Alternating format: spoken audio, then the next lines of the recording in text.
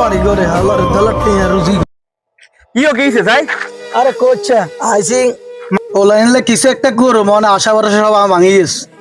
on কয়ের প্রবাসে মানুষ প্রবাসে চলে যাবো আর কি রুম 13 বছর আরো বাইরে আইছি আরে আই প্রবাসীর জীবন কত কষ্ট তাহলে আমার কষ্টের টাকাটা তোর কাছে আমানত হিসেবে রাখলাম তুই আর ওই